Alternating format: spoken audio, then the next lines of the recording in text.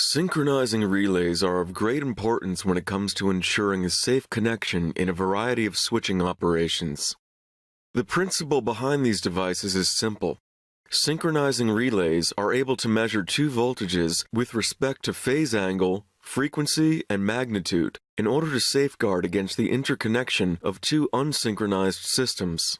For testing this type of relay, Test Universe includes the Synchronizer module. In this video tutorial, we will test the active synchronization functionality when connecting a generator to the network. During the so-called active synchronization process, the relay uses control commands to adapt the amplitude and frequency of the generator voltage to the conditions of the network. At any moment, the synchronizing device is able to check whether the conditions for switching on the circuit breaker are being met. Once this is achieved, the relay issues a circuit breaker close command. If the conditions are not met within the maximum synchronization time, the process is aborted. The allowable amplitude, frequency, and angle deviations between the power system and the generator voltages are defined in the relay under test. The relay that will be tested in this example is the Siemens 7VE63. Since we are about to test a new relay type, we will open a new OCC file. This document will contain the Synchronizer test module. According to Omicron's Ohm's law, we first configure the global test object. As usual, the device block will contain the general device settings such as the name, manufacturer, and nominal secondary values for the reference system. As you can see, a new REO block is available to define the parameters of the synchronizing relay. The first tab contains some information about the systems that need to be synchronized. System 1 is always considered the reference system. Its values for secondary and primary nominal voltages are set in the device block. If the secondary voltage of System 2 differs from System 1, clear the Use Ratio of System 1 checkbox and input the corresponding value in the edit box underneath.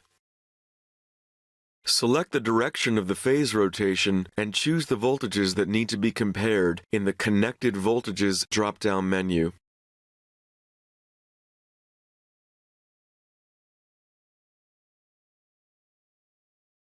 The CB closing time box shows the time that has been set in the CB configuration REO block. This is the time between the output of the CB close command and the actual closing of the circuit breaker. The CB closing time is used to calculate the phase angle difference between the two systems at the time of the CB closure.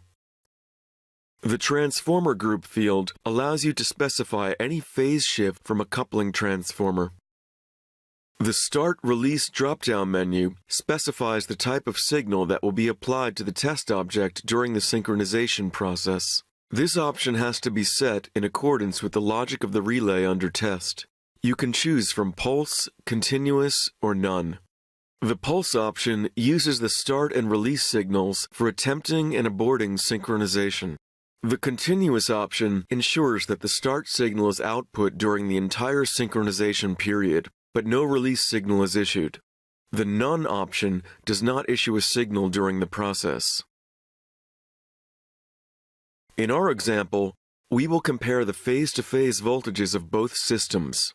We keep the same VT ratio for systems 1 and 2.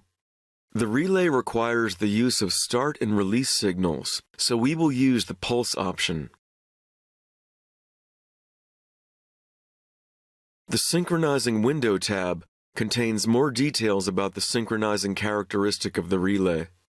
Since the magnitude, frequency, and phase of the voltages have to match in both systems, we need to specify the allowable range together with the tolerances in absolute and relative values. Some relays check that the synchronization conditions are met for a certain time. The minimum synchronizing time edit box is available for this purpose. Dead zones are areas where the relay will not output any control commands. The existence and size of the dead zones depends on the relay's configuration and its parameterization. When defined in the test object, they will be displayed in the test module. However, these zones are not assessed during the test. In other words, they serve as an aid for visualizing the relay's behavior, but have no actual influence on the test. The Siemens 7VE63 has not been configured to have dead zones. For this reason, we will set them to 0. The relay settings are shown in the screen so we can enter the values.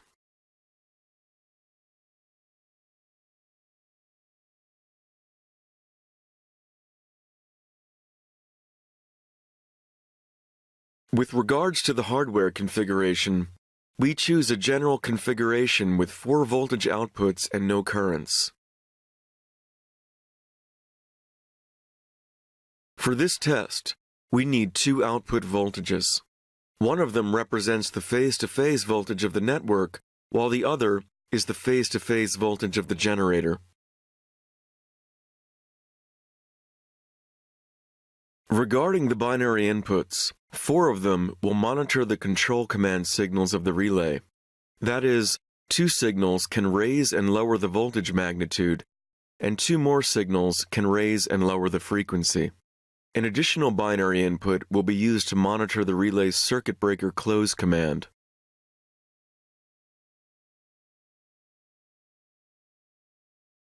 Finally, 2 binary outputs will be used as control signals for starting and aborting the synchronization.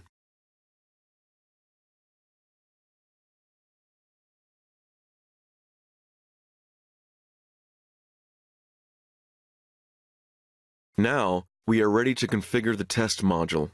Check out the next video tutorial to learn how to configure the Synchronizer test module.